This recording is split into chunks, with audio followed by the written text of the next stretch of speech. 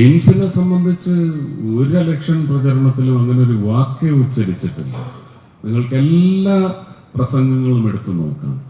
AIIMS അതിനുശേഷം മാത്രമാണ് തൃശ്ശൂർ യോഗ്യമാണെന്ന് പറയുന്നത്. ആ പറയുന്ന സമൂഹത്തിന്റെ കൂടെ ഞാനുമുണ്ട്. അതിനും കേരള സർക്കാർ വിചാരിച്ചാൽ മാത്രമേ അത് തൃശ്ശൂർ വരൂ. അതിന് വേണ്ടുന്ന സ്ഥലം ഇന്നും ഇപ്പോൾ എൻ്റെ ഫോണിലേക്ക് മറ്റത്തൂർ പഞ്ചായത്തിൽ ഏതാണ്ട് 400 ഏക്കർ കിടപ്പുണ്ട്, ലീസ് പീരിയഡ് കഴിഞ്ഞത്. നമുക്ക് ഉപയോഗശൂന്യം, ഉപയോഗപ്രദമല്ലാതെ എന്നൊരു വാക്ക് ഉപയോഗിച്ചുകൂടെങ്കിലും നമുക്ക് എടുക്കാൻ പറ്റുന്ന സ്ഥലം അല്ലാതെ തന്നെ മണ്ണുത്തിയിലുണ്ട്. അപ്പൊ ഇങ്ങനെയുള്ള പോലീസ് അക്കാഡമിയിലുണ്ട്.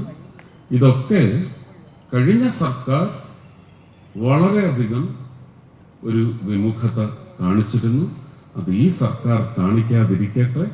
നമുക്ക് ഒത്തുചേർന്ന് കേന്ദ്ര സഹമന്ത്രിയും മേയറും ഇവിടുത്തെ MLA-മാരും 7 MLA-മാരും ചേർന്ന് ഒത്തുപിടിച്ചാൽ നിങ്ങൾ ആഗ്രഹിക്കുന്ന രൂപത്തിലേക്ക് ഇന്ന് ഈ വർണ്ണശബളമായ മുഹൂർത്തം സമ്മാനിച്ചതുപോലെ നിരവധി മുഹൂർത്തങ്ങൾ സമ്മാനിക്കാൻ സാധിക്കുമെന്ന് പറയുന്ന ആത്മവിശ്വാസത്തെ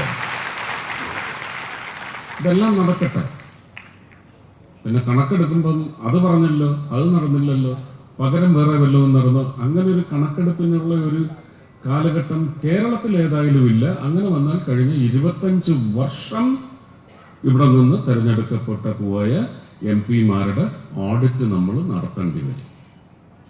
ഇത് രാഷ്ട്രീയമല്ല, ഞാൻ അഡ്മിനിസ്ട്രേഷന്റെ കാര്യം തന്നെയാണ് പറഞ്ഞത്. അപ്പോൾ ഇതെല്ലാം സംഭവിക്കട്ടെ.